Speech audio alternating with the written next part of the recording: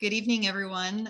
It's just a few minutes after 7 p.m., so we'll begin. My name is Courtney Gilardi. I'm here in Pittsfield, Massachusetts. I want to thank you all for being here tonight. I want to thank Cecilia Doucette of Massachusetts for Safe Technology for coordinating this forum, for Safe Tech Forward, for helping out with the technical aspects, and for all of our guest speakers for presenting this evening. This is the third forum that we have put on in support of the Board of Health's cease and desist emergency order that was sent to Verizon. There was a unanimous vote on February 2nd, and then most recently it was actually sent and delivered to Verizon. And Cece can put those links to the first and second forum in the chat for people's reference. It feels really important for us to continue to put on these forums to support the Board of Health and to recognize it is imperative for boards of health to take action when people are harmed from wireless radiation from these wireless transmitting facilities. One of the things that's really important for us to convey is that Pittsfield is not alone. We are not the first community to be harmed by a cell tower, and people across America and across the country are calling for protections and actions to be taken to protect people's health. And tonight we're going to hear from some more subject matter experts, some of them who have presented to Pittsfield before and some of them new, so we can learn about what some of these efforts are that are consistent with supporting the Board of Health for this momentous order. So without further ado, I'd like to introduce our first speaker of the evening, Frank Clegg, who is 40 years in the technology industry. Frank is the CEO of, he was the past president of Microsoft Canada, and now the CEO and chairman of Canadians for Safe Technology. And I had the pleasure of being on the John Kroll podcast with Frank Clegg and Dr. Paul Heroux, which was a real honor. And that link can go up in the chat as well if people would like to listen to that interview, because it was phenomenal. Canadians for Safe Technology is a non-for-profit, volunteer-based national coalition of parents, of citizens, and experts to educate and inform Canadians about the dangers of exposure to radiation from wireless technology. And Frank works with all levels of government to create healthier communities for children and families from coast to coast. And we're so honored that you are here with us tonight. Frank, thank you so much. Oh, thank you, Courtney, and thank you for the invitation. I'm going to share my screen now. Okay, so this is one of many presentations I've had the privilege of doing with individuals from Massachusetts. I worked back with Cece and Dr. Heroux and others back, I guess, 4 or 5 years ago. Cece, when we presented to one of the committees and kicked off the huge investment and the work to get a study done, and then the study has led to the legislation, which is now making its way through the Massachusetts legislature. So it's been my privilege to be involved. I also want to add my congratulations to Courtney and the rest of the team in Pittsfield. That is a tremendous achievement that you have made to get a cease and desist order on health issues alone. So that's an amazing accomplishment. So what I'm going to talk about is I really want to talk about one of the things that we're learning in order to have credibility when we're talking about the concerns and the that we have about wireless radiation, and particularly 5G, is to have an alternative. And if you have an alternative, then people can accept that alternative and you have more credibility. So what I'm really going to do is to talk about the alternatives. Courtney went through my background. The only comment I will make in addition is I was approached by Theodora and Deborah Davis a couple of years, I guess 3 or 4 years ago now, to be on the advisory board, the business advisory board for the Environmental Health Trust. I don't know if Theodora is going to talk about ehtrust.org, but just a phenomenal organization, unique in its ability, in its focus on not only works on raising awareness and trying to get legislation passed, but also gets involved in carrying on and funding research. So that's very unique in my view, anyways, from a North America or actually worldwide perspective. So let me talk about, I want to talk about is an alternative, which is a wired solution. Most of you are aware of this, but you may not have seen it all and all the very strong arguments in one format. The point I will make, though, and is that the technology industry is actually disincented to talk about fiber and wired solutions. The executives that are responsible for making the key decisions are measured by increasing stakeholder wealth, and you increase stakeholder wealth by showing incremental profits each quarter. And the telecommunications companies are measured by the revenue, which comes from selling more and more data plans, hence wireless technology solutions. The technology industry has focused most of their R&D and their solutions and their devices on creating and shipping to the market wireless devices. So as I said, there is no incentive for them. In fact, they are disincented to focus on wired solutions because they don't drive revenue, which doesn't create shareholder value, which in turn will lead them to be replaced or to have other opportunities to find employment. So let's focus then on some of you may know this, but I just these are some of the highlights that I think people should be aware of. And any presentation that we do now with C4ST is we have this slide as part of the presentation, because as I say, it's very important that people understand there's an alternative. So right at the top, even before, it's not even on the slide, but we know that wired solutions are far safer. It's impossible to get radiation from a wired solution. They consume up to 10 times less energy. They're 100 times faster and will always be faster. So whatever technology goes into, compression algorithms or whatever the industry comes up with to make wireless solutions faster, the wired solution will always be faster. They're more reliable and resilient.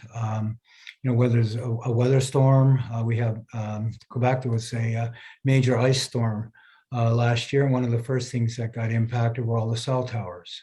And so, of course, without cell towers, you can't have any communications from your cell phones. In storms, you have a lot of the times a hardwired telephone will still be operational because the hardwire connection stays. One of the major concerns about 5G is the potential points of vulnerability that people will be able to access the network and access and breach security and privacy, where we're starting to see now where there's people being attacked on privacy issues, whether it's business privacy or personal privacy, and being held for ransom. Well, there's hardly any points of vulnerability if you have a wired connection from the source of the data right through to yourself. And finally, a lot of the wireless devices now depend on rare minerals. So not only are some of these minerals mined in very harsh, almost illegal conditions, but also the cost of those devices or those minerals are going to continue to escalate as the demand keeps growing for these wireless devices. Just a couple of other data points that you may be interested or should be aware of.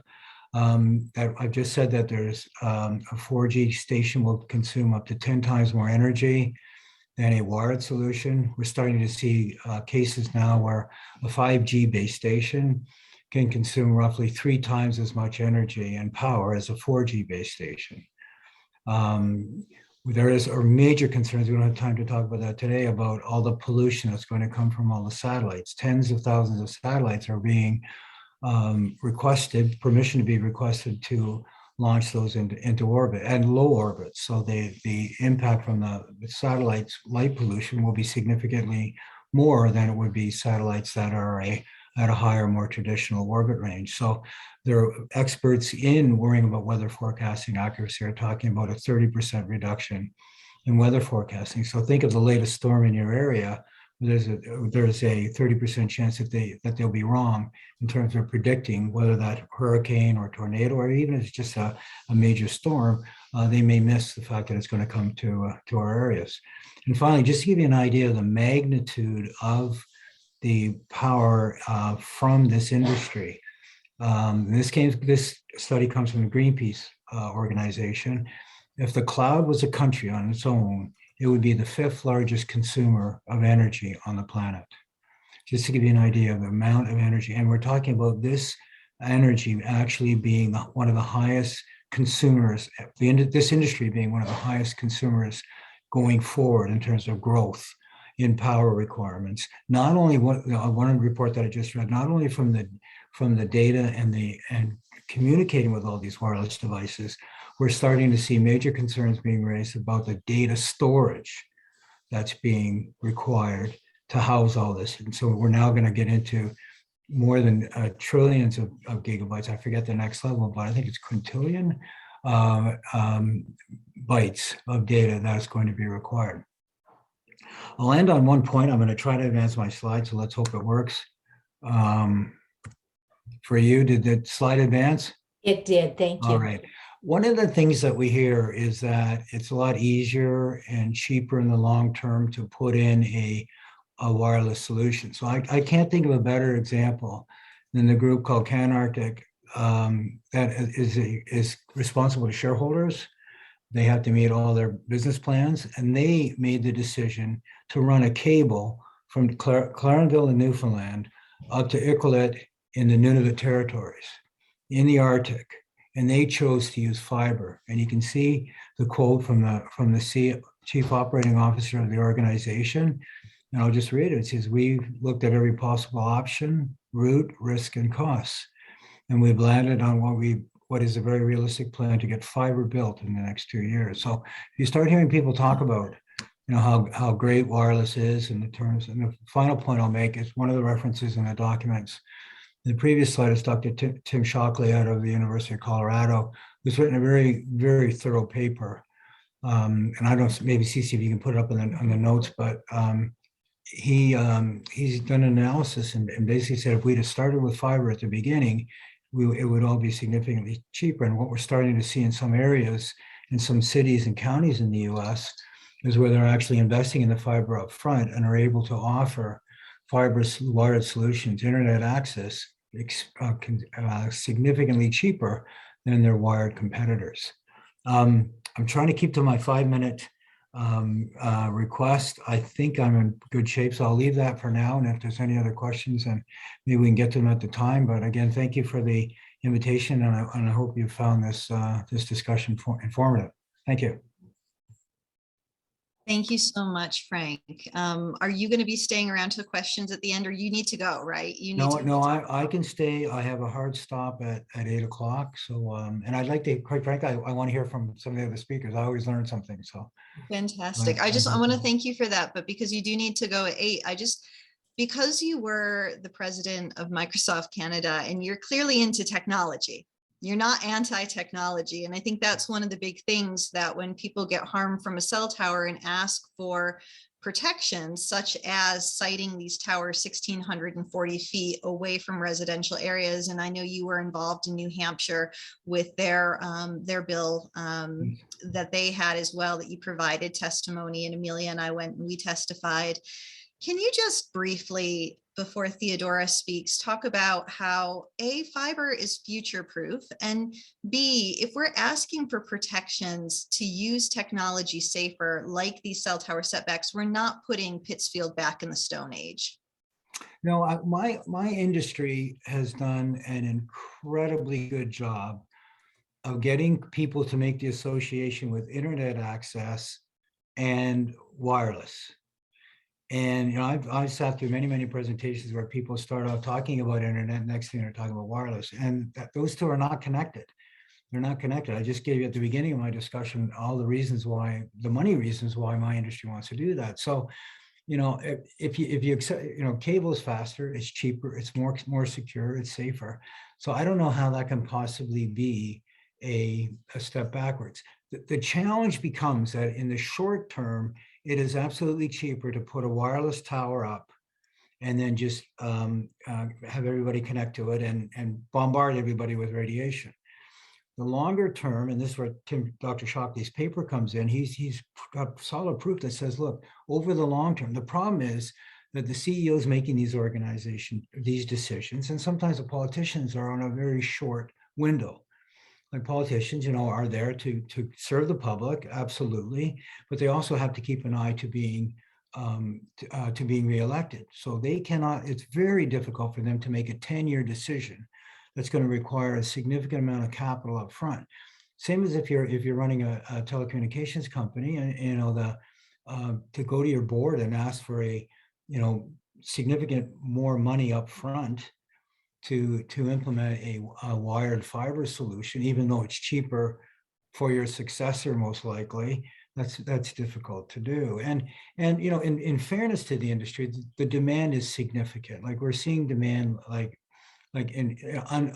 unseen in most other industries, and so it's a lot quicker to put up a cell tower than to dig in a cable and then start running what they call the last mile. So that last mile of fiber to everyone's home or business. So Courtney, I think, to answer your question, it's not a step in the Stone Age by any means. It's actually, I would argue, it's cheaper, faster, better, safer, more resilient, protects our privacy. So it is the future. It is the best long, but it is harder to do. It takes more investment up front. It takes longer to implement. But that's, most of us plan to be around a long time. So I would say, I think the payback is less than 10 years. So, will we be still using technology and the internet 10 years from now? Of course we will. And we'll be using a lot more data. We'll be having access to more, there'll be more applications. So no, it's, if anybody is concerned about taking a step back, no, it's not. Let me have one other point. People find this very surprising. I have spent my 40-year career in the technology industry, and you made that point. We have never had Wi-Fi in our house, in any home we've ever lived in. Never.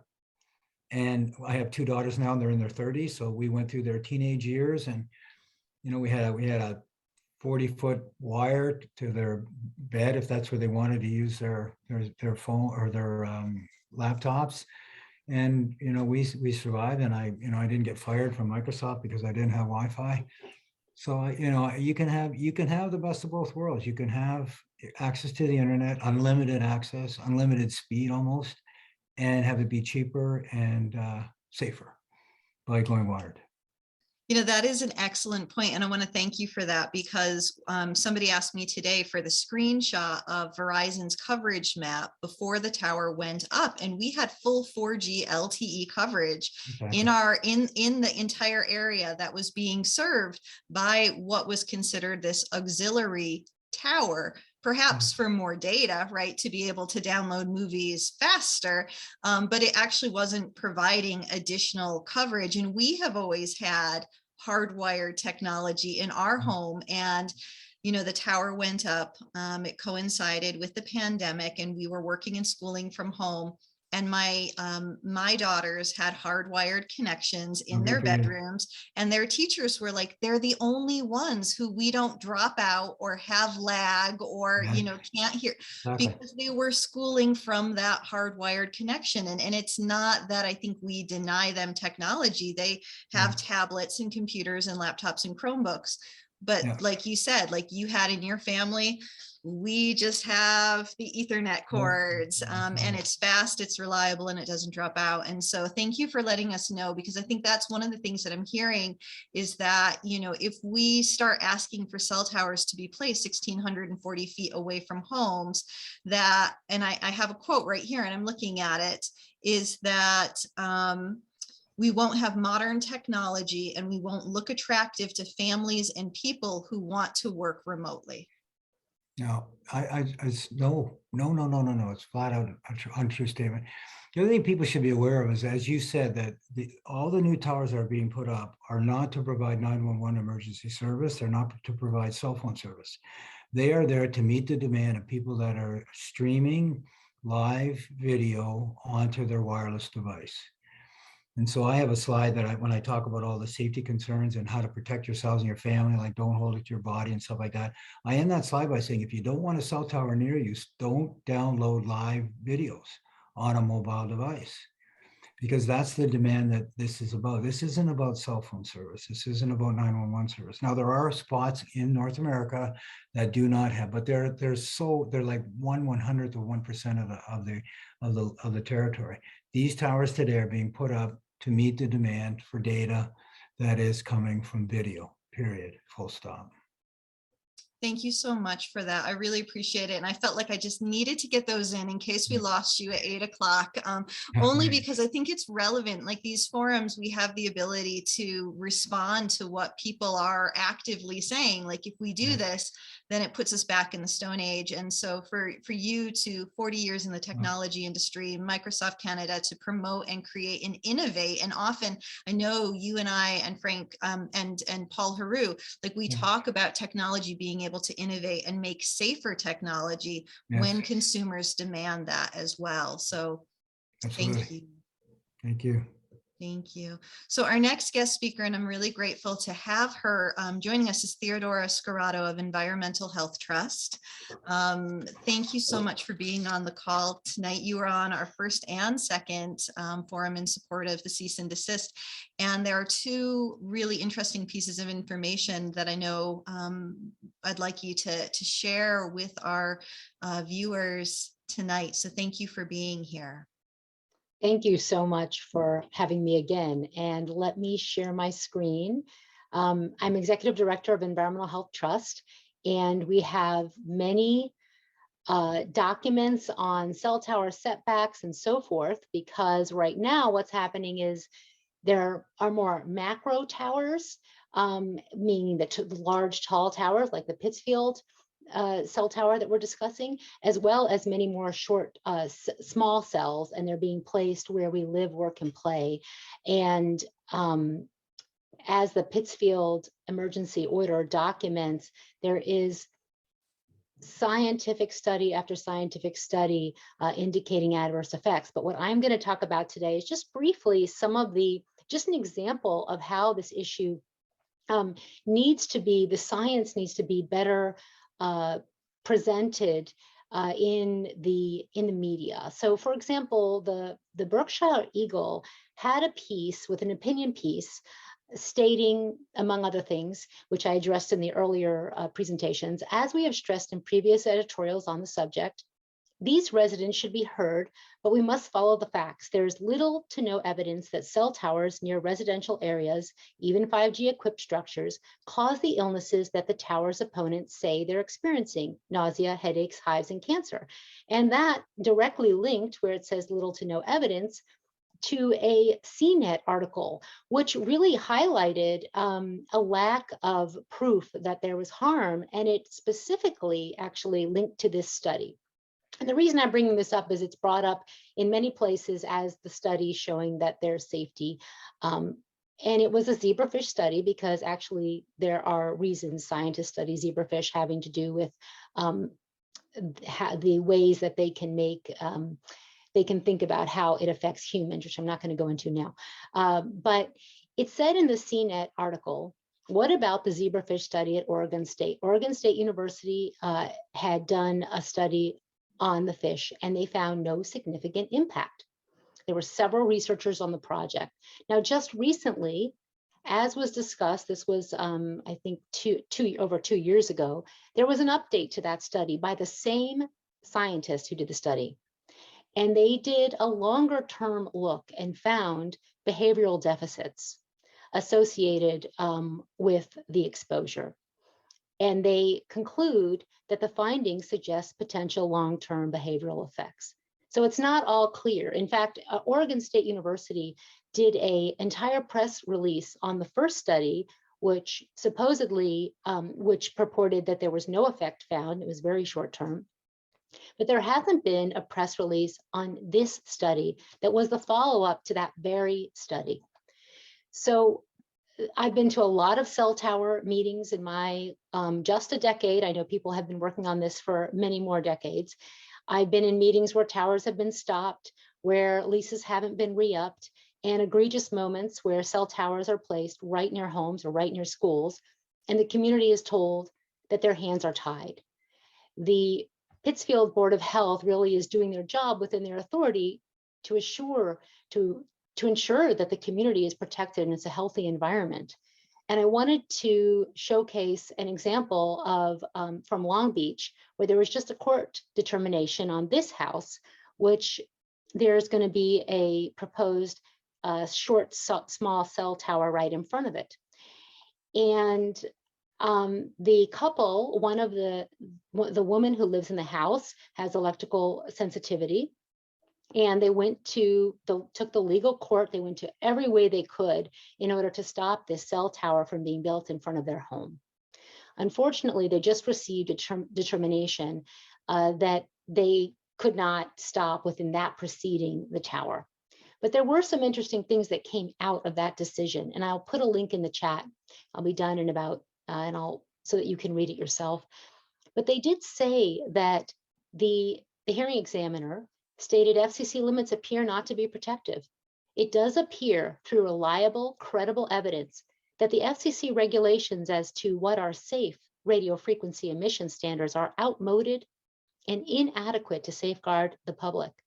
And by way of said medical evidence, and another quote from the article from the determination, appellants have shown that FCC's determination as to what are safe and acceptable RF emission exposure levels are antiquated and not based on current scientific evidence, and that the FCC regulations are instead industry-sponsored, outdated, and just plain wrong, causing the public to be exposed to unnecessary and harmful radiation.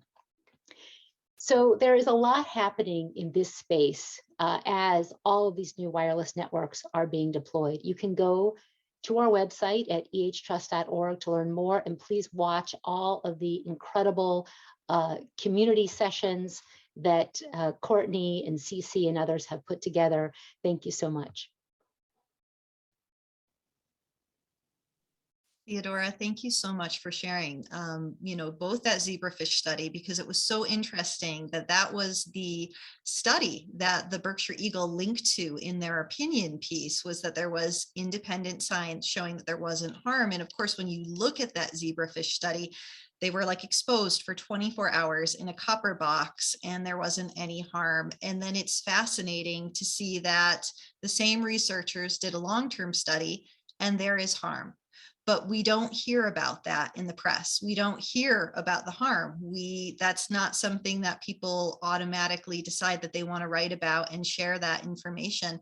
And it takes people, researchers and policymakers and scientists, to be able to find that information and say, hold on, this information is all right here. And to see a determination from a court saying that these limits are not protective and we are exposing people unnecessarily to wireless radiation, people are really, these are phenomenal things, and people are really changing. They're catching up to this. I think things are changing. For clarification, they did not win in that it was an administrative proceeding, but the wealth of credible scientific evidence, when people actually can lay eyes on it and see it, it's quite astounding. And it's there, and it's there, and it's there written into the 24-page emergency cease and desist order as well. And I know I'll talk a little bit about that in our closing comments. And I know you have a meeting, but I want to thank you so much for being here this evening with us as well. Thank you. So our next presenter is Dr. Toril Jelter. Dr. Toril Jelter is born in Norway, graduated with honors from the University of Oslo Medical School. She's a general practitioner. Pediatric residency training was at Columbia University School of Physicians and Surgeons, and in pediatric practice in New Jersey, 1990 to 1999, then California thereafter. 40 years of clinical experience, a member of the American Academy of Pediatrics, and also a member of Physicians Health Initiative on Radiation and the Environment. And I want to thank Dr. Jelter for being here with us this evening. Thank you. All right. So hello, everyone from Massachusetts, and kudos to the Board of Health in Pittsfield. That's wonderful what you're doing. I have very nice childhood memories from Massachusetts. I lived there for 7 years when my dad was working at MIT as a physicist and an electrical engineer. And the topic of health effects of non-ionizing radiation is near and dear to my heart. And I have seen an increase in this problem in children over the past 10 years. And unfortunately, most physicians have no clue about this problem. So it's a problem that is probably widely underdiagnosed and misdiagnosed. So I wish to share a few short case histories with you to illustrate the importance of protecting children from unhealthy exposures to RF radiation. But before I do that, I need to share a critical concept with this forum, and that is that the concept of total load or total body burden. The health effects of radiation are cumulative over time. If a child is exposed to a baby monitor, Wi-Fi router, cell phones, and a smart meter from birth, which most children today are, then they will succumb to radio frequency radiation exposure from a cell tower near their home or school far more quickly than a child that has had no radio frequency radiation exposure from birth. So it is critical for this discussion to understand this, as discussing cell tower exposure in isolation is not the reality that our children live in today. The first case I wish to share is two young sisters that were previously healthy become sickly. They have either a respiratory infection or a gastrointestinal infection most of the time.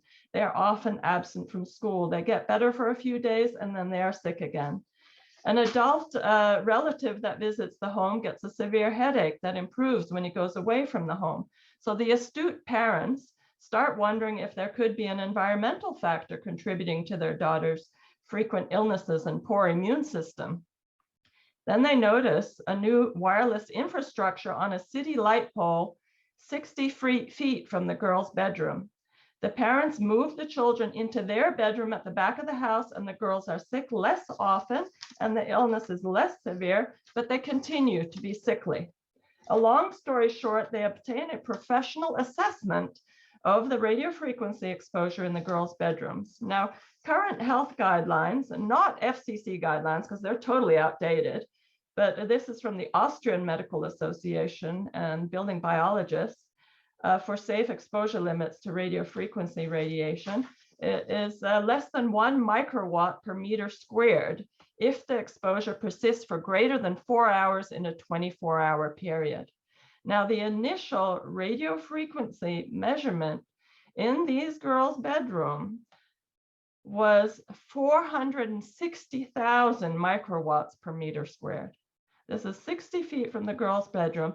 There was a Verizon small cell omnidirectional canister antenna on top of a city-owned light pole.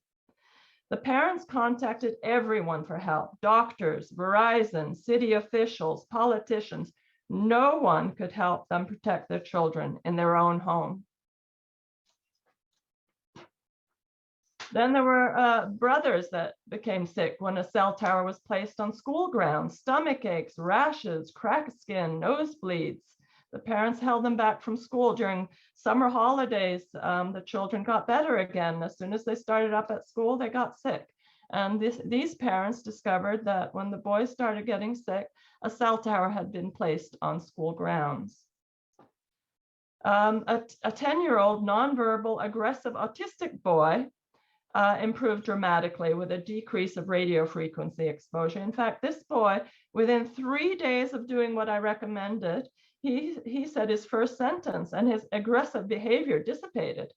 His mother's seizure disorder also improved in both frequency and severity. Another boy, an 8-year-old with learning difficulties, improved by decreasing his exposure to radio frequency radiation. In fact, his school called the parents in because they were so impressed by his progress. They actually wanted to know what kind of medication the parents had started him on, and they explained they had lowered radio frequency radiation in the home, and he had improved 2 grade levels in 2 months. RF radiation has the potential to affect every cell and every organ in the human body. RF radiation in the home or school can be modified and decreased. The RF radiation from a cell tower is extremely difficult and expensive to address. So thank you everyone for all your good work, and thank you for inviting me to speak. Thank you so much for sharing that. I think it's so important. You know, when my girls became sick, the pediatrician was not surprised because the American Academy of Pediatrics had put out a position statement about wireless, and they had written a letter to the FCC asking for those limits to be lowered and revised to be more protective of children. And it was shocking to me as a parent that when you have young children and you go to pediatric well child visits, they kind of give you whatever age they're at, like the ages and stages brochure, that they are like, at this age, make sure for safety, your child's wearing a helmet when they start to ride their bike, and make sure that they are in a booster seat or, you know, a rear facing car seat, because that is what's most protective. But there's nothing that, despite the fact the American Academy of Pediatrics and our pediatrician knew, and that there was a position statement and studies that listed headaches, nausea, dizziness, insomnia, all of these symptoms that my children and my neighbors were experiencing, there was nothing that said decrease your exposure.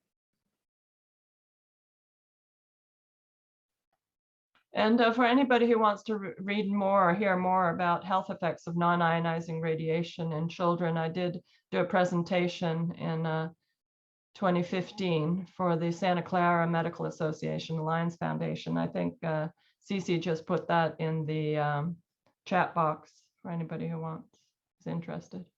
You know, I really appreciate that. And I really appreciate the fact that you did it in 2015, you know, because I think one of the things that, you know, again, we hear around the cease and desist is that, you know, the only people who are being harmed are in Pittsfield, or the only people who are concerned about this. But the fact that you were doing this in Santa Clara back in 2015, these issues have been around much longer than this cell tower here in this particular neighborhood and in Pittsfield. Mm. Yes, that's very true, Courtney. Mm-hmm. Yeah, well, thank you so much for sharing those case histories and the whole concept of total load as well. That we're not just talking about one cell tower, but we're talking about cumulative, you know, effects from wireless radiation. And I really appreciate your time and your presence here tonight on the call. Thank you, Dr. Jelter. Thank you. Our next speaker this evening is another doctor, Dr. Lisa Nagy, who is here a little bit closer in Massachusetts. Thank you so much for being with us this evening. Dr. Lisa Nagy with Dr. Lynn Patrick co-chaired the first ever U.S. medical conference on health effects of EMFs in 2019.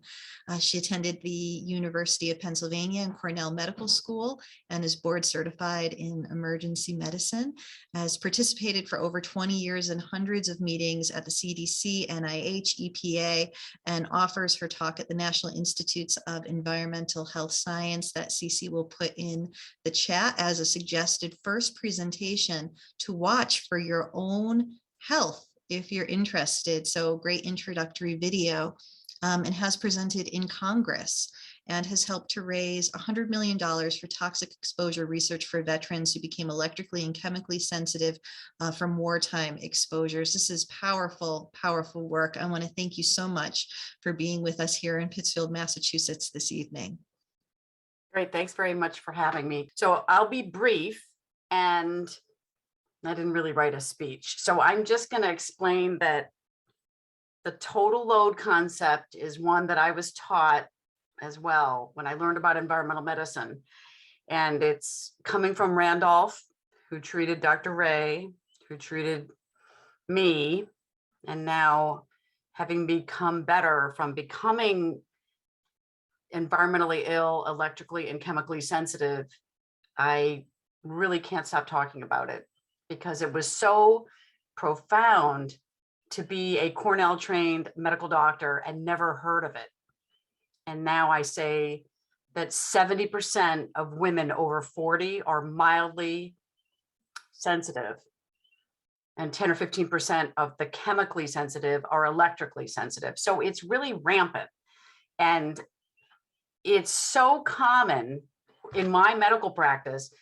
And Ann Steineman did a great study that said that 25% of people in a family practice office are environmentally sensitive on this scale by Claudia Miller called the Queasy scale. I'm no longer electrically sensitive. I got better.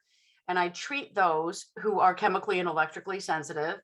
And I've been on shows like Afflicted where a woman was interviewed who was electrically sensitive and moved to a different location for a month and got better. And then these other people who had chronic fatigue syndrome and syndromes related to it, like fibromyalgia, they are given a voice in this program.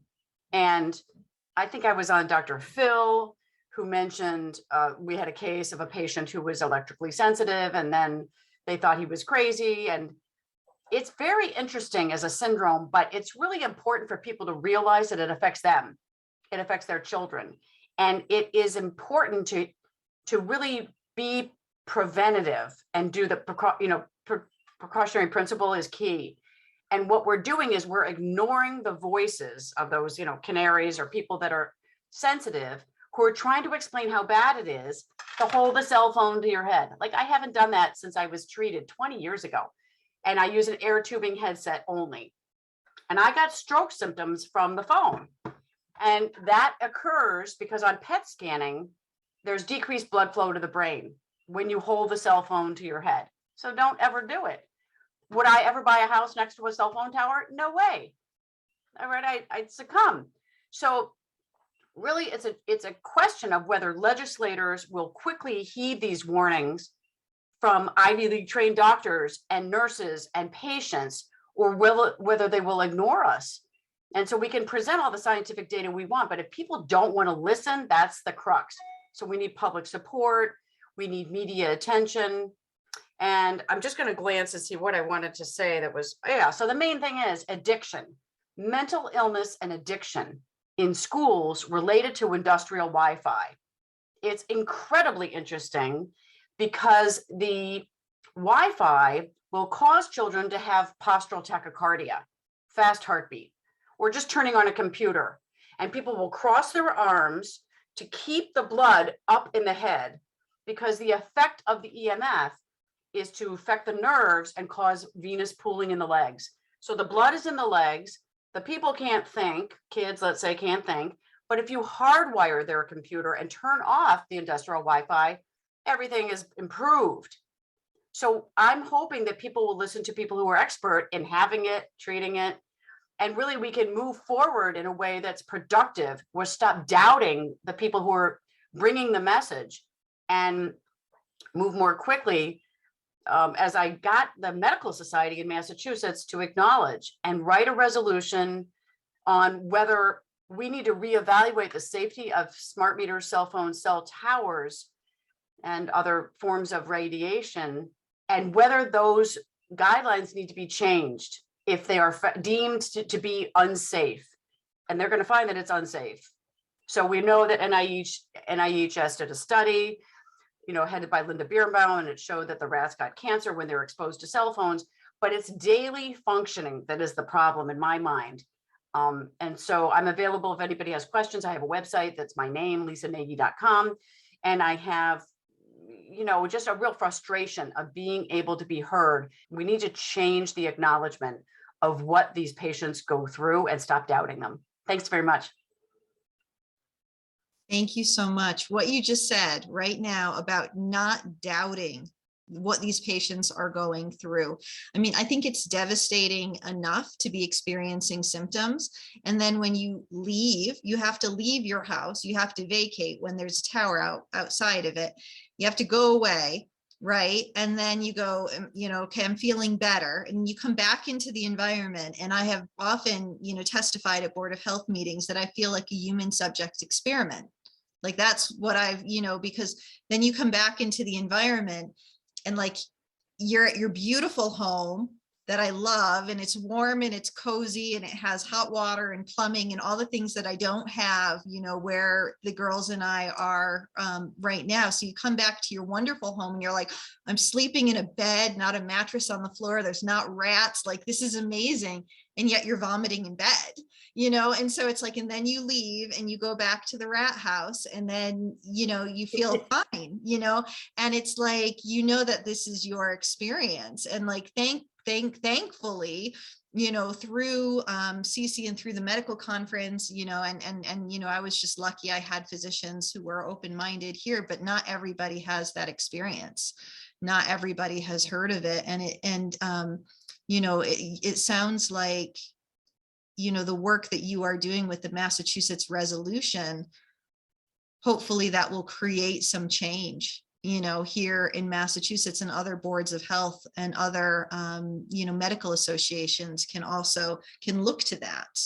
If I could just make one more comment, the Cornell Alumni Magazine wrote an article called Believe the Patient. And they talked about my mission to educate about environmental medicine. And that's the truth. My neurology professors taught us to believe the patient, however crazy their weird neurologic symptom was. And people are not believing us. And one-on-one, I spoke to cardiology chairman at various Harvard Medical School institutions today and yesterday. But as a group, they are scared to acknowledge. And there was litigation at the Brigham for many millions of dollars 17 years ago. So they know that environmental illness exists, but the bottom line always wins. So it's time to teach this at Harvard, and then all the other medical schools will fall into line. That is so powerful. Thank you so much, because we shouldn't have to fight so hard to get a diagnosis, to get believed, to get acknowledged, to get accommodation. I mean, I gave an interview the other day with Bill Sturgeon of the Morning Drive and said, there are more accommodations under workplace law than there are for me in my own home. If I go into a workplace, we can look towards the government recommendations for a low EMF environment.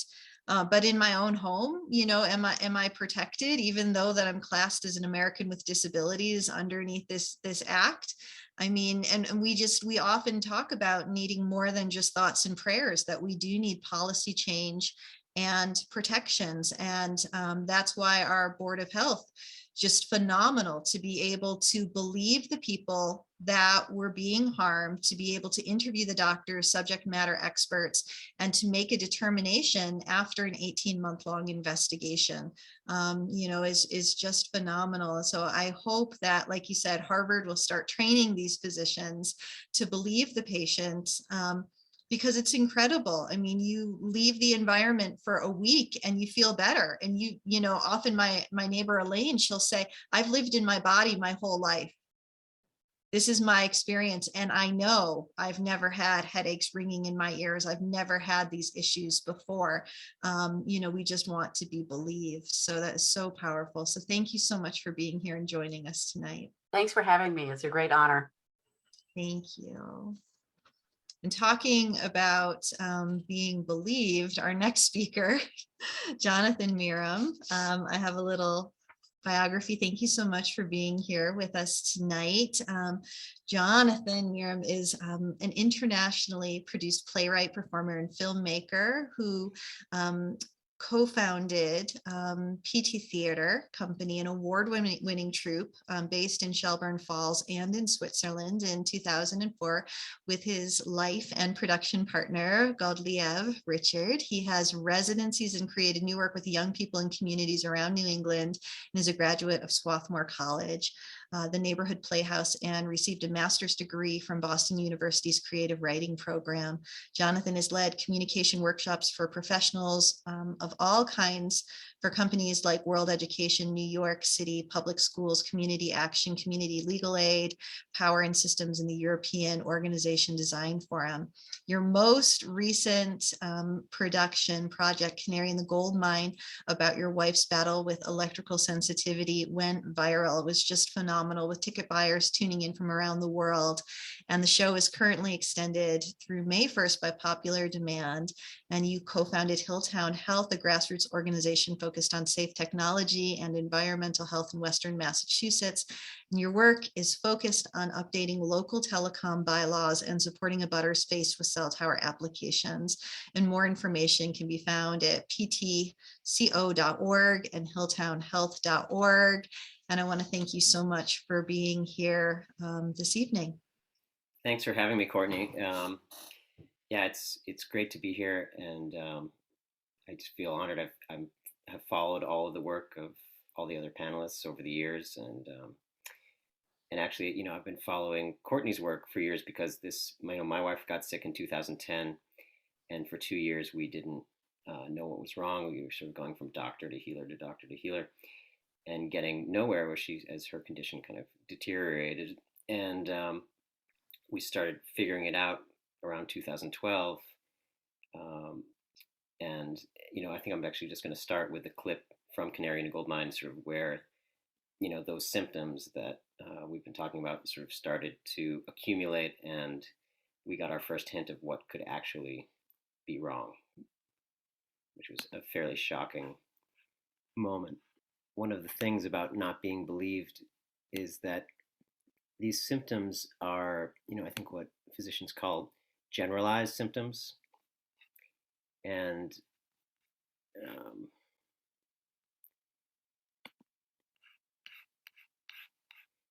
as such, they could be anything. There could be there are multiple possible causes. So I think that's one of the reasons it can seem mysterious, and that's one of the reasons why it's so important to have MD training. Like, I understand that in Austria now, MDs are getting trained and are asking these sort of differential diagnosis questions, like when they come in with symptoms like you're about to see in this clip. Physicians know to rule things out, like, well, how many devices do you have? Where is the router? What's your pattern of cell phone use? Where are the towers? So are you seeing the screen now? Great. Godeliev's list of symptoms has expanded to include insomnia, difficulty thinking, difficulty coordinating your limbs, spasms, tingling, numbness, agitation, and memory issues. So after 2 years in this vein, someone finally says, I think you should go see Elizabeth. Elizabeth is a sprightly, 70-something-year-old woman who says, I have this much energy because I've completely cleaned my liver. And she listens a little, but what she really wants to do is place remedies on Godeliev's stomach while pushing her arm. It's called muscle testing. And I'm like, really? But after a few months, Godeliev starts getting better. And Elizabeth says, well, you had some Lyme disease, and we got rid of that. And you had some parasites, and we killed those little buggers. But most of your worst symptoms still remain. I wonder if it might just be the wireless radiation. I wonder if you might be electrosensitive like me. And I'm like, whoa. Wireless radiation? You mean the radiation that's surrounding us everywhere we go all day long? The radiation that's giving our apartment and the 3 other apartments in the big red house the magic of the World Wide Web, from the glory of the corner of my home office, where I can see the little green light, letting me know that at any moment I can message any contact, I can listen to any music, I can learn any factoid.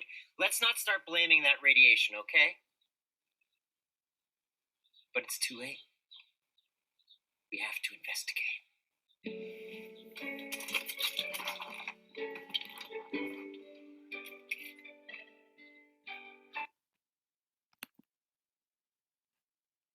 So I think that resistance, it then takes about 6 months of different experiments and trying to figure it out still, as I'm in sort of various forms of denial.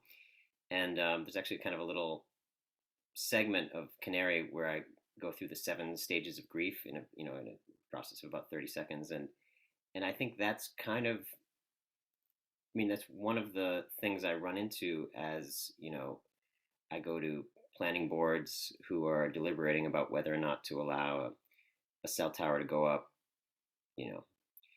to grant a variance. Normally it's around here where I live, which is actually just an hour east of Courtney.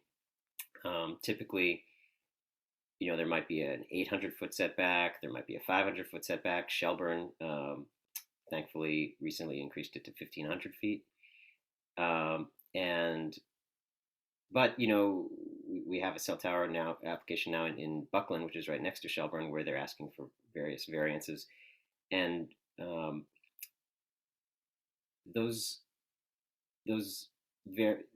in 2012, when we were sort of figuring this out, there was actually an AT&T application on our road where I think it was a 500-foot setback, and they wanted to put it basically across the street, maybe 100 feet from a home where there were elderly people and children. And so as this was still relatively new to us, but we realized that, this was not going to be a good thing for us or for the people who were going to live across the road. And so we, went door to door and tried to let people know that there's study after study after study showing that this is going to be a bad idea. And what's interesting is that when people are faced, my experience is that when people are faced with the idea that that this tower is going to be next to them, very close to them, that they're going to be harmed, and they actually, are forced to look at the research, they very quickly realize they have to, try to stop this from happening. And then they go to, the local planning board and they say, well, look at all these studies. And the local planning board says, well, we might as well just not even say that because that's not relevant to our decision-making process because of the 1996 Telecom Act. So it's this kind of like weird thing where like the most important aspect of what we're actually talking about is supposed to not be spoken about. And, the legal advice is actually to not speak about it in that public setting because, you have to fight it based on the bylaw, which does not say health. It says things like rural character. It might say things about historic buildings. It might say things about wetlands. And so these people who, basically understand that they're going to be injured are left with kind of grasping at straws. And that's sort of, and so the strategy is like, if you can get enough people to grasp at straws together, maybe the planning board will decide, oh yeah, this is ill-advised. And so for me, Courtney's situation, it's not just Courtney's situation, it's Shacktown's situation, and really Pittsfield's situation is so important for my work here, just an hour east, nationally and internationally, because I literally went to my first Board of Health meeting in Buckland last week. Like I had never even bothered to go visit the Board of Health meetings because I know that essentially their hands are tied because of the 1996 Telecom Act. But I think what some planning boards dig into, and now with Courtney's following Shacktown's example, hopefully other boards of health are going to dig into, is that they have more power and more say than they think. And so, when I think about the decision tomorrow night, the $84,000, and I think about the issues of rural poverty that Pittsfield's facing, that we're also facing here in Franklin County. People might look at this and say, well, $84,000, what about people who are hungry? What about education? But, you could have another cell tower application in Pittsfield next week and have another 17 people or 25 people sick, in 6 months when it gets turned on. So this really actually is sort of an environmental justice issue. If you've got sort of a large amount of money and someone wants to put a cell tower next door, you can just move. If you don't, you can't. So this is not irrelevant to the environmental justice and the sort of the issues that Pittsfield is fighting every day. And as your neighbor, if there's anyone on the town council listening, this would be a huge support for public safety and public health all across Massachusetts, nationally, internationally. So please do the right thing here. Let's not get into this sort of like scarcity model. Let's get into more of like all boats will rise model, because that money will pay off, because this issue is not going away. And with Courtney at the helm, it's definitely not going away. John, you know how much I like to talk.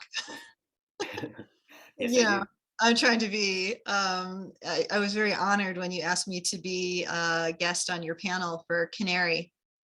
And I was so impressed with the conversations. Like, I love the show first and foremost, but I really just want a video of all of the panel discussions, because it was so real and it was so honest. And you were hearing like physicians like Dr. David Carpenter, and you normally kind of like hear science and it's kind of dry and it's the studies and it's the peer reviewed evidence. But you were hearing people talk about the ability of art to move people. There's a line in your show that you say it, and I'll always say this every time I talk to you, that you're like, if I was a researcher, I could write a paper. If I was a doctor, I could find a cure, but I'm an artist. And so I write a theater piece. Yeah, or in this case, a streaming theater piece. So interestingly, those, if you go to ptco.org/canary and scroll down, you see a Canary link to Canary resource page. Now those three talks, those three talkbacks with those incredible guests are up there. And we're gonna, this week I'll put a fourth one that was held at the School of Public Health at University of Albany with David Carpenter, and actually a professor of engineering there as well, who was talking about, his work around actually making safer forms of wireless. So it's a very, those talkbacks are worth checking out. And it's huge because I think it highlights, like you had a guest who I'd never met before, and she was speaking about like this kind of intersection at like the intersection of like disability and protections and, all of the things that we're speaking about, and kind of like, I got to check my privilege around, like, I thought I was protected. Like, I thought that like, if you're going to put something there outside my home, it's going to be safe, like that people are checking the safety. And she was like, well, as a person of color, like that's never been my experience of ever believing that like anything that, is going to kind of like protect me or keep me safe. And there are so many people that I have met who have spent just hundreds of thousands of dollars on medical, trying to find answers. Like you guys have traveled to, overseas, you've traveled out of state, out of country, for different physicians for this diagnosis. And, it really, it bankrupts people. They can't work. It costs so much money for, if you can't leave, you try to shield, and that is incredibly expensive. And there's various like, is that really effective? And how much can you use your yard or your, be in your garden or whatever it is? But there are so many people that I have met who have become homeless as a result of this, and that they're living in cars and they're living in tents. And in the EHS community, people are sharing where you can safely sleep in your car, in a church parking lot that might provide you with a hot shower. And I like shared it for a moment, and I was like, this is such a great idea. Like, we should have safe places where people can sleep. And then I was like, what's an even better idea? We should just fix the problem. Like, we should just not make people be sick in the first place, so then they have to sleep in their cars. And I think that the work that you're doing, both through the art and through, we met through Hilltown Health when you first presented at Tri-Town, you and Cece, back in October of 2020 to Tri-Town Health, because they were interested in this issue, because they saw it happening next door to Pittsfield and they wanted to learn more. So you gave the Safer Cell Tower presentation. And then I learned that you were this amazing artist and theater performer. And this piece was just so powerful and so profound. And I'd advise any person to go and watch it, because it's just, it's so real. It's such an incredible journey of you and your wife. And I want to thank you for all the work that you've done. Oh, thank you, Courtney. I really appreciate you. You're very kind.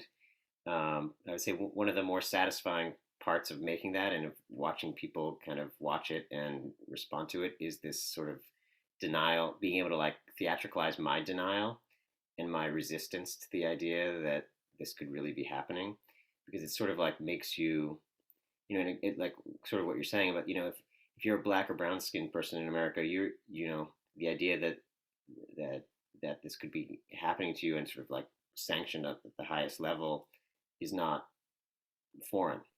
But like growing up as a sort of, privileged to be white in America, that this was like, I wasn't thinking of it in those terms at that time, but I was like, well, this is the way it is. This is the 21st century. I have a cell phone.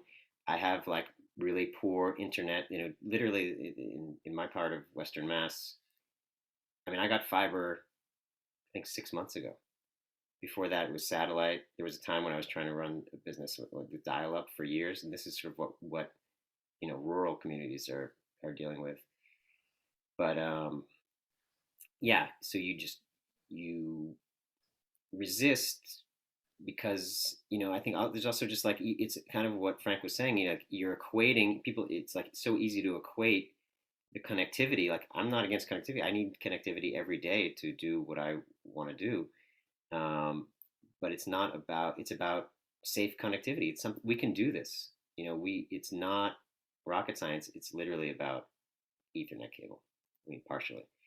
And it's about, getting homes wired so that, maybe you don't need a cell tower next door because, if you want to have Wi-Fi in your phone and you want to put a booster to be able to talk in the forest, like, you can do that.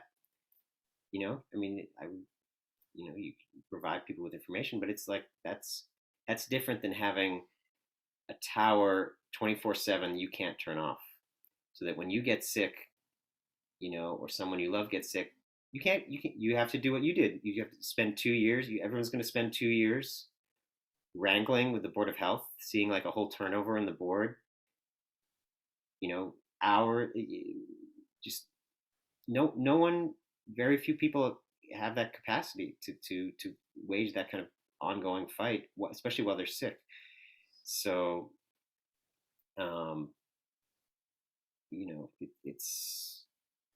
this is an extremely important moment. This is a national first Board of Health. Bobby Orsi and the team there. So basically, someone has to sort of that's kind of what has to happen at the planning board level. Someone at local elected officials, someone has to really get it and be like, well, you know what, this is important. I'm going to sort of like, I might get some pushback. There's widespread digital addiction. It's not it's not a groundbreaking statement. It's documented. There's like treatment centers all over the world. So it's just, someone has to kind of stand up and say like, well, I'm going to take a little risk. But my position is that if you're an elected official and you're sort of in various forms of levels of denial about this issue, you're essentially putting your constituents at risk. And so, if people present to someone and they present again, and it's just like, I'm just not, some people just can't go there for whatever reason. You need to look for someone to run against them. And I think Frank talks about that. I think he had given a talk about, when we're electing our officials, knowing their position statement on this, and are they willing to represent the voice of the residents who, not the big business, because as we talked about earlier, we're not talking about being in the Stone Age. We're talking about making sure that everybody has high speed, safe, effective, connected internet services, but that what we have in our own homes, we consent to. So like you said, if you want to have the router, if you want to have the booster, if you want to have those things, you can. But for the people who want to make informed choices, we can use the hardwired Ethernet connections in our homes for our children, for our families, for our pets, so that way we have the ability to just live safely in our own homes. That's all we're asking for. I mean, it doesn't sound hard at the end of the day, and it sounds like our elected officials should be advocating for us to live and be safely in our homes. And you brought up cost. And some people, like you said, right, might look at that and be like, oh my gosh, $84,000, that's a lot of money at a time where we have ARPA grants coming in, opioid grants coming in. Our honorable mayor was just quoted in the Berkshire Eagle. There was a study presented to her on redlining and where there's areas of poverty here in Pittsfield. And, those people haven't been able to be homeowners because there's so many rental properties, and then they're stuck paying $1,200 in rent instead of $800 in a mortgage, and they can't break that cycle. And she said, I've never been more committed to making sure that we prevent the mistakes of the past. And we have never been at a more resourced time to make sure that we can do this work. And I'm thinking about here in Pittsfield, what you said about, this being a social and environmental justice issue is often we don't see cell towers placed in the very expensive ritzy neighborhoods. We often see them placed in the poorer communities. We have one in a trailer park here. We have one in Shacktown here, and often that's where we see these towers being placed where people have a hard time pushing back. But like you said, if you don't have the money to move, then you're stuck with these symptoms, and then you're stuck not working, and then you are a burden because people have to go on disability, and there's all sorts, it just creates a poverty cycle. So we can just stop that. We can really prevent that. So, I mean, what I'm hearing is like precautionary principle, preventative principles, and, equitable solutions.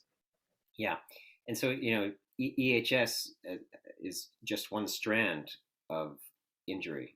EHS happens to be the focus of what I've lived through with Gorliev in our family. But sometimes people say they sort of watch Canary, or they understand what we've been through, and they're like, I'm so sorry. And I actually feel in some ways very lucky, because if that hadn't happened, I could have a glioma. I could be sort of like predisposed to Alzheimer's. I could all these other long-term. So it's not just about it is partially about protecting people who are sick, and EHS is a super important part of this, but that's not the whole story. It's one part of it. And so, yeah, I could definitely be running around running this theater company holding a phone to my head, because there's still no point of sale warnings on cell phones, even though they're in the, buried in the legalese. Well, I want to thank you so much for all the work that you have done, both here in Pittsfield and in Lenox next door at Tri-Town, and then with the theater company. I hope that we can bring you out to Pittsfield and you can do the show, live for us out here. That would be a real honor. Yeah, it'd be great to have a screening in Pittsfield. Yeah, it would be incredible. Incredible. So thank you, John. You're welcome. And with that, I want to introduce Cece Doucette, who is nodding her head in the background, who has helped to put all of this together.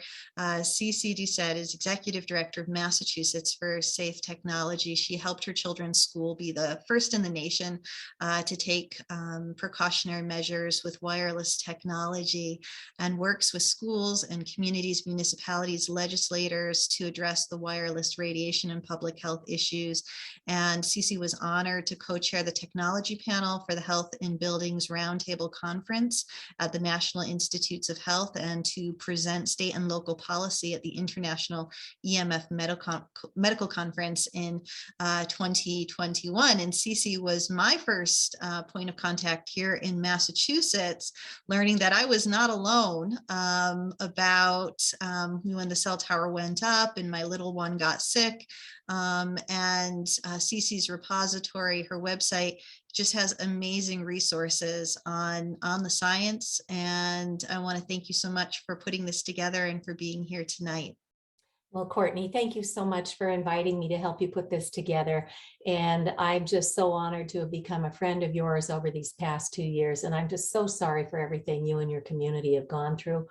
But we couldn't be more proud of your public servants for taking the time to do the due diligence to get us to a point of an emergency order and on the precipice of a cease and desist order. So we really hope that your mayor and your city council will work together to bring forth the funding for the legal work. And you have some excellent legal resources lined up. So I ran into a gentleman from the wireless industry at the State House a couple of years ago, and his name is Jerry Keegan. He had been out in Berkeley when they had a right to know ordinance there.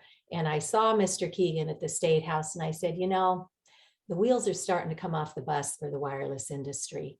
Fiber to and through the premises is far superior technology. I said, isn't it time that we all come to the table and start working on safe technology, fast technology, sustainable technology? And he just looked at me. But they know the wheels are coming off the bus for the wireless industry, but it comes down to education. And that's where I'm so grateful for these forums, because not only is this here to applaud and encourage the Pittsfield public servants, but these videos can be used all across the United States and the world. When I first fell down the rabbit hole with this issue and became the first in the United States to even have this little sign hanging in our classrooms with precautionary measures, one of my biggest challenges was, how can I get my mind around something that is invisible, right? So I've since learned there are devices you can purchase called radio frequency radiation detection meters. This one is called the Safe and Sound Pro 2, which God bless the member of your community in Pittsfield who went to the library and said, Ashland has a device on loan. Newton, Massachusetts has a device on loan. Could we please put it in the budget to put one on loan in our public library?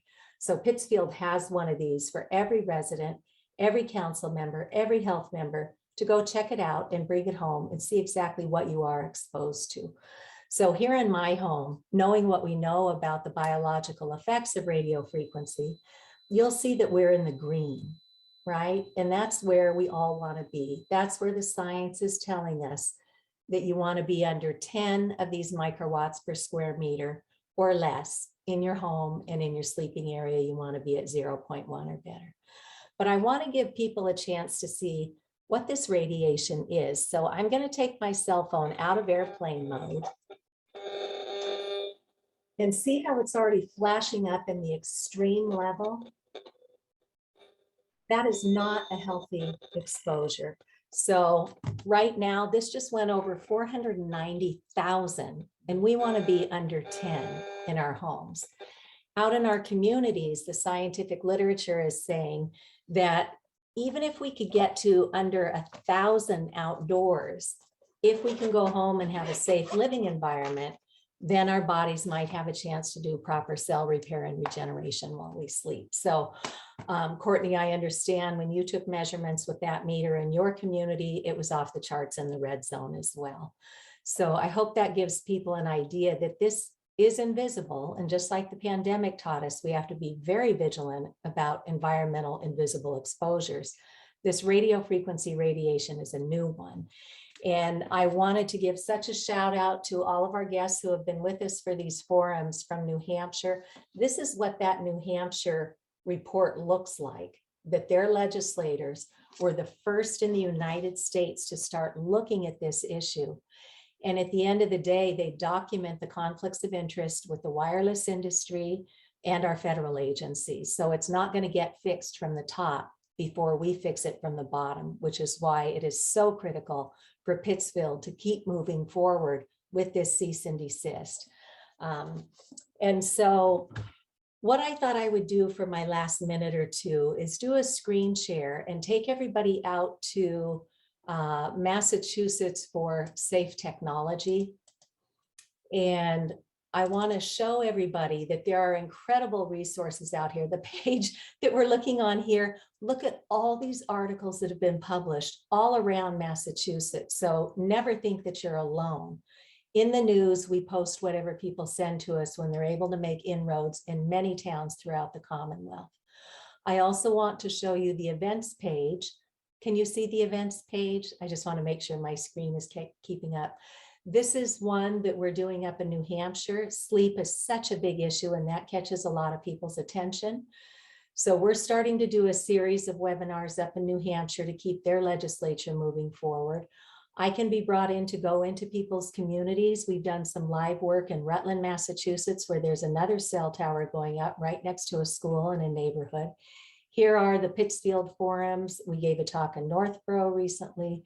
So many resources here for you to take and use in your own communities. I want to walk you quickly through what we've been doing in Massachusetts at the state level. As Dr. Lisa Nagy mentioned, we worked for 2 years and wanted to send our gratitude to Dr. Cindy Russell of Physicians for Safe Technology for getting the first state level EMF resolution back in 2014. Dr. Nagy and I updated that, and just this past December, they came up with a public policy statement that says, yeah, we need to start looking at this. As for the legislation, as far back as 2013, Boston and Philadelphia were filing submissions with the FCC saying that we need to protect the public from this radiation. We have 20 bills this session in Massachusetts to address radio frequency radiation. Senator Sear, Julian Sear out of the Cape and the Islands, has Senate Resolve 186 that would form a commission to do what New Hampshire has already done. So no other state has to even stick their necks out there. We just have to emulate what New Hampshire has so beautifully done already. That bill was, our bill with Senator Sear, was written by our Joint Committee on Consumer Protection when they did the deep dive, just as Pittsfield has done, and saw this massive volume of biological evidence of harm. So we are hoping that the Massachusetts Senate Ways and Means Committee will continue to advance this bill. And so we have testimonies that were given at the State House people can see. I just sent in a 12-page summary to the committee this past week. If you want to get to the New Hampshire report, we've got that on our website. Again, this is Massachusetts for Safe Technology, and this is the state efforts page. And even in 2020, the city of Boston filed a comment with the FCC saying Boston believes that the concerns of the public are real and that the commission has done a disservice to itself, local government, consumers, and even the wireless industry in failing to understand and respond to the broadly shared mistrust of the safety of radio frequency radiation emissions. So we've got a lot documented here. You can come in and see what we've done with our Department of Elementary and Secondary Education. This is a new link that I just added. A teacher who became disabled in her school sent me this link with our federal U.S. Department of Education. And in this link, you will see 6 pilot programs where they are putting cell towers on schools, on school buses. They're putting antennas, and they're pushing these cell towers into our communities. Standalone cell towers, small cells at the curb, and they are encircling our water towers right inside our neighborhoods. So this is imperative for all of us to come up to speed on. As Courtney knows, back in 2016, I worked with Dr. Bob Knorr at the Massachusetts Department of Public Health, and together, his team and I, we wrote an electromagnetic fields fact sheet that we were told would be out within 3 months. That was 2016. It has never seen the light of day. In 2019, the Boston Globe published an article about it. They said it would be out in 6 months. Within 3 weeks of the flack they got from that article, the DPH put up an EMF page on the website at the state level radiation control website. And I was so excited until I looked at it. It is not the fact sheet that we wrote. It is something that points to the captured federal agencies with disinformation, and it does not protect the public. So we've been working very hard on all of these state agencies. But again, we met with the Department of Health and Human Services, which is who our Department of Public Health reports into. And Health and Human Services, we thought we had a great meeting. That was in the summer of 2019, and we have not done one thing to protect the public. And now we have given every child a wireless device to access their education with absolutely no safety training. So we were very grateful through the department, or through Pittsfield's Board of Health exercises, to find that the Massachusetts Association for Boards of Health has a legal handbook and a public health guidebook for our boards of health. And the last 4 pages has 4 pages of cell tower information. So please use all of these resources. Here is the emergency order issued by Pittsfield. And we welcome everybody to join our efforts so that we can continue to grow this opportunity for education. The utility smart meters are another infrastructure area that need to be addressed at another time. Massachusetts Attorney General Maura Healey, who perhaps in not too many days may be our next governor, we'll see. She's aware of this issue. So we hope there's some political power coming into office where they will actually start protecting the public proactively and at least getting the information out to our communities, because as our doctors have said, children and adults are getting misdiagnosed. I know Courtney's puppy has been vomiting when they bring the puppy back to the house. So it's every living creature on the planet. And Courtney, I'm so very humbled and grateful for everything that you have done. Most people don't have the wherewithal to stick with it as long as you have.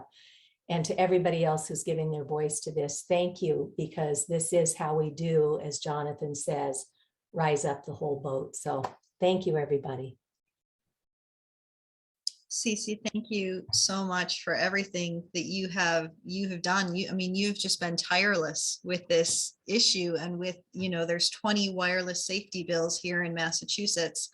I never knew that, and I think it's so important to create an awareness around that when people say, like, well, it's just Pittsfield looking for protections from a cell tower, that it's not, that wireless zoning bylaws are being written in every single community to protect people. And we're starting to see, things that like Jonathan has worked towards, which is those setbacks being cited away. But now we're also starting to see things like a certificate of insurance, so that when people are harmed, who's accountable and responsible to the people who are sickened by wireless infrastructure that is placed, whether it is on a school or whether it is in a residential neighborhood, but just too close to homes. When we have all that good peer-reviewed published science that is in the New Hampshire Commission report saying really this distance of 1,640 feet is more protective. And I know if you have people who are very electrosensitive, like John, like your wife, 1,640 feet is not going to cut it. We need to have green zones that are much safer for people who are harmed by this, but just as a precautionary principle. And Cece, I wanted to ask you, because I don't know the name of it, but in I think it was 1996, there was a Boston scientist. They signed an affidavit about the harm about wireless. Can you just talk about that? Because that was a long time ago. It's over 20 years ago. It was a long time ago. There was a woman here. She was going to be one of the first people to earn her advanced degree in environmental pollutants.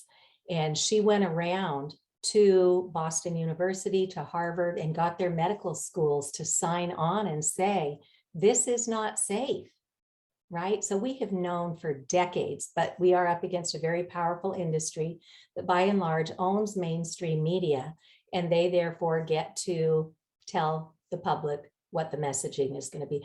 I don't know if anybody recently saw the I Love Lucy movie called Being the Ricardos, but that made it very clear that whatever got out to the public through television was being puppeted by the owners of the media stations. And that is still happening today. So I was astounded when I was first tipped off about this, that there are literally thousands of peer-reviewed studies all over the world showing harm, and they're right out there to look at.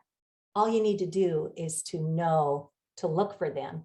So anybody's welcome to go to Massachusetts for Safe Technology on the resources page, and you will find that information right there. Courtney, what I want to do, because seeing is believing, is I want to share my screen one more time. And I hope you can see that I brought us to Americans for Responsible Technology. And this is our friends, Patty and Doug Wood with Grassroots Environmental Education, who have put this website up. But look at this, when you scroll through this, there are over 150 organized groups across the country to raise awareness and ask our towns for safe technology. So for the industry, if they want to try and tell us, oh, this is just Pittsfield, well, we've got another thing for you to learn here. But you know what, let's just get everybody to the table, because fiber to and through the premises is so easy to do. And as Courtney said, we have funding coming in for broadband from the federal agencies, and our towns need to begin deploying that for fiber to the premises, not just run down the road with the small cell thrown up off of it. We need to skip the small cells, as Switzerland is now doing. My daughter's godparents are in Switzerland right now, and their town in Morges is one of the pilot towns where they're going straight fiber to the home. They're not putting up the small cells. Other countries are doing this as well. So we've just been spun by the industry, and now it's time for us to do what's best for our communities. And this is the book that Frank Clegg was talking about by Dr. Timothy Sheckley, called Reinventing Wires, The Future of Landlines and Networks. We don't need more cell towers. We have plenty of coverage for emergency phone calls and phone calls in general right now. We don't have to walk around streaming on our phones. That's what 5G is for, right? We don't need that. We can have excellent, even more far superior technology by simply going back through wiring and skipping the wireless radiation. And when we need to use technology that's mobile, we just need some lessons on how to use that more safely. So the message is not no technology, it's safe technology. And as John said, it's not rocket science. We know how to get there. So I did want, when we spoke about those 20 bills, I wanted to give a shout out to Kirsten Beatty of Last Tree Laws. 10 of those are hers. And she's been tireless as well to try and get the attention of our legislators. Dr. Nagy and I met with Senator Julian Cyr this morning, and he has some strategies that he's going to be deploying to help to get these bills moved this session. So thank you again for the opportunity to share what's going on in Massachusetts. And we can be brought in to help educate all over the country. So if folks need some support, please go ahead and reach out. Cece, thank you so much for being such an incredible resource, both here to folks in Massachusetts, but to all over. And I just see that Pam's put in the chat the top 10 countries with the fastest internet speeds that are fiber based. And, we're not there. And we can be like America can be the leader. We can be a leader. And I just think there's this narrative out there that Frank brought up that, we need to have wireless in order to do that. Like we need for our businesses, we need for our homes, we need for our schools. We need, but we don't, we absolutely don't. And for our health and our safety and our security and for our environment, for all the good reasons, fiber is our future and that there are solutions. And like here in Pittsfield, 44% is open space, and that over 10% of land has been identified away from residential areas to safely site cell towers. And that already we've had 4 alternative locations for a cell tower, and 2 of them on commercial parcels very, very close by that would create a coverage, but at the same time would be away from residential areas that landowners have volunteered to go ahead and say, please, we don't want people getting sick. If we can take the tower and put it on commercial land away from residential areas, we're happy to do that. And we've had volunteers who have tree clearing services who say, we're happy to prepare the land. So there are good community-based solutions when we come together and we can help to address the problem. But like John said earlier, it's like this finger pointing, like you can't talk about health because of this 1996 Preemption Telecom Act that says we can't not cite towers based on environmental effects, which in some circuit courts has been interpreted as health. But here, as Cece, you've pointed out, we have a legal handbook for our Massachusetts boards of health. We have environmental law. We have Massachusetts general law. We have plenary powers of the Board of Health. We have so many things that allow for people to be safe.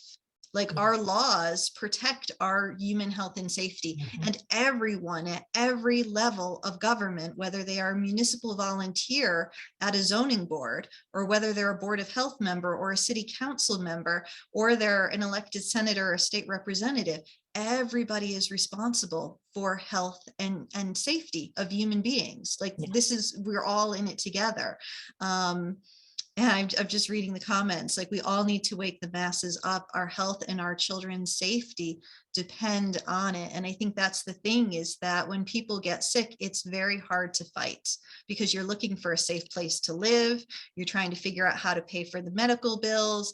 There's all these things. And I often say, like, our website stopped the day we got sick. We stopped posting because we wouldn't care about posting things on a website anymore. We just cared about what is going on and you know, how could we feel better and what can we do about this? And we're so grateful for the courageous action of our Board of Health, who has vindicated us here, who has made a determination after a very long investigation, and too long for many, for the folks who got cancer, for the folks who got sick, for the folks who had to move and relocate because things were not moving fast enough. You know, the finding of harm and the vindication is too late. For those of us who want to return home, or for those people who are here and who are suffering every day with symptoms, we have so much gratitude. I want to just read a little bit from the 24-page cease and desist, which is available for people to be able to share.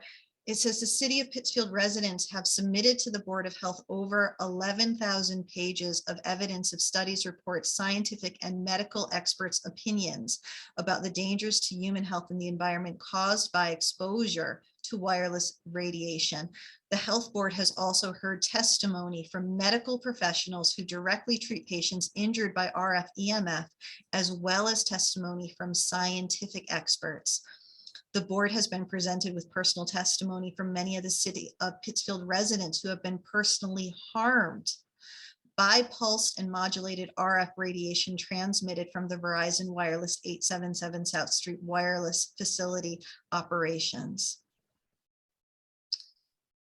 There are over 1,000 peer-reviewed scientific and medical studies which consistently find that pulsed and modulated RFR has biological effects and can lead to short and long-term adverse health effects in humans, either directly or by aggravating other medical conditions. So it's not just about having EHS or microwave illness, but it's also about people who have pre-existing health conditions. Like Jonathan said before, like I could have something, but now this exposure only aggravates and makes it worse. Credible, independent, peer-reviewed scientific and medical studies show profoundly deleterious effects on human health, including but not limited to neurological and dermatological effects, increased risk of cancer and brain tumors, DNA damage, oxidative stress, immune dysfunction, cognitive processing effects, altered brain development, sleep and memory disturbances, ADHD, abnormal behavior, sperm dysfunction, and damage to the blood-brain barrier. Now, this is an emergency order to shut down this tower. We have already waited 629 days. Unfortunately, we are going to have to wait another 15 more days to see if the City Council will release those funds. So a determination of harm has been made. There was supposed to be a meeting tomorrow night where the Board of Health was planning on going before City Council to ask for those funds to be appropriated. It seems like now, because we know that Verizon is not going to respond to a hearing, that they will have a closed door executive session and they will make that determination in 15 days from now. So we are going to continue to have to wait, being displaced and being harmed, to see if those funds will be released. And so, you know, for the Board of Health members and the city councilors, we're asking them to do the right thing. The board has found harm, they've made that determination, and now we are hoping that everyone in the city will support that order and do everything in their power to now be able to enforce it. So with that, are there, I'm aware of the time, and I think I've answered everybody's questions that have come up, like individually through the speakers, instead of doing a question and answer at the end, because I was aware people had time. But Cece, in closing, is there anything that you would like to add? Just that this issue doesn't get solved by itself. There is no cavalry coming. It's up to individuals in their community to either bring in experts to speak or to go in and learn about this and start the conversation. And I'll tell you, when I fell down the rabbit hole back in 2013, I didn't have any resources. We have incredible resources today. This series of video forums, the medical conference, the New Hampshire report, seriously, this and now the Pittsfield cease and desist emergency order. These are the two leading documents to take to your own town. But I'm telling you, don't wait, because those kids are getting exposed right now. How many kids are sleeping with tablets under their pillows? I met a doctor who had a 12-year-old patient with jaw cancer from sleeping with the iPad under the pillow, right? So take control of the items that you have control over and continue to support our towns through our elected boards and our volunteer boards, and give them the support, the empowerment for them to make the right decisions to protect the public. But nobody's going to fix it in your town but you. And I know it takes us all out of our comfort zone, but that's the bottom line. And if there's anything we can do to help, please don't hesitate to reach out. Thank you, Cece. And John, did you want to say something in closing? Well, I'm just, given the relative blackout of relevant information on most mainstream media outlets, I'm very grateful for forums like this where information can be shared, people can make comments, people can reach out to individual experts. And I know Cece is up for traveling or appearing anywhere, as am I. And as I think, there's really a lot of generosity of spirit among the physicians and scientists who have really devoted large parts of their career to this issue. So that's really what it takes. And I just encourage everyone to take advantage of that and educate your communities. Yeah. Thank you, John. And there's a gentleman who comes after me all the time, and he's not wrong. And he wants me to say there is no safe level of microwave radiation in the scientific literature. And he is absolutely right. So we're kidding ourselves if we think that just toning it down a little bit here and there is really going to save our species. It's not. When I was at the National Institutes of Health with Dr. Martin Pall, one of the world's leading scientists, we were going up to Capitol Hill and we were meeting with the legislative offices. And I don't know if anybody watches The Big Bang Theory, and Sheldon Cooper is just off the charts smart. Well, this is Martin Pall in retirement, right? So I'm on like my third day with Dr. Pall. And it finally clicked in my mind when he talks about existential threat. He's talking about us being on the extinction list pretty quick here if we don't get a hold of this issue seriously fast. So we've got to do fiber to and through the premises, which brings excellent technology without frying ourselves and our planet.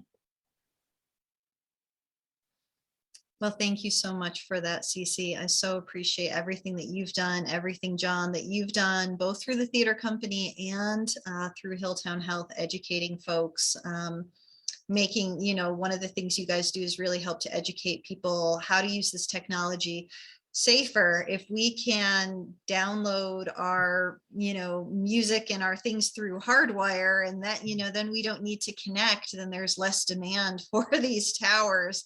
And, we've been pretty lucky out here in Western Massachusetts, in the Berkshires. We haven't seen the densification really that the big cities have had, but not to say that we're not next on the list for that to happen. And like you said, this is not about no technology. This is just about safer technology, and we can have great, fast, safe, secure, environmentally friendly technology through fiber to the premise, through future solutions that will last. Even if it costs a little bit more upfront, it's an investment. And we're seeing like the Biden infrastructure, they are dedicating how many billions of dollars right now to remediating lead in the pipes, because now that we know that lead exposure has neurological and detrimental effects to the developing brains of our children and is causing problems. And that is a billion dollar fix to do that. And that is a lot of infrastructure. But when it comes to human health and safety, you cannot put a dollar amount on people's human health and safety. That is the most important thing. Especially when it's this pervasive. I mean, this puts big tobacco to shame. Yeah. And often Paul Heroux will talk about that, of like secondhand smoke, like, you can smoke, but you can't expose your children to that. And, the wireless is the same exact thing, what you choose to do in your own home. But when you put a cell tower up outside your house, you can't consent to that. That's Mhm. not anything that we can consent to, that level of wireless exposure 24/7, 365. And under the pandemic, we weren't going anywhere. Schools, Yeah. workplaces, everything was closed. I mean, people were getting, literally they were going out 1 hour a week to get groceries. That was it. So the levels of exposure of not being able to have a break from it, I think that's why we saw that 20 people got sick, and, we're reporting those symptoms. And we're just so grateful that our Board of Health has taken action. I want to thank you all for being here tonight, for all being a part of the process, for cheering Pittsfield on, for, writing letters of support, for sharing your stories, for being a voice. I think that is the biggest thing when people call up and say, what can I do? I say, share your story. Sometimes Verizon will say it's just Pittsfield, they're the only community. By sharing your story, you let our elected officials know that we are not alone, that there are 150 safe technology groups just in America alone. We've got Canadians for Safe Technology on the phone, Frank Clegg, Shelley Wright. We've got, remarkable people who are doing this work in other countries, because we all deserve to be safe and healthy in our own home. So thank you so much for being here tonight, and keep in touch for our 4th forum. If we'll do another forum, and thank you so much. We'll keep everybody posted on what happens in 15 days from now. All right. Thank you, Courtney. Have a good night. Thanks, Thank you. Courtney. Good night.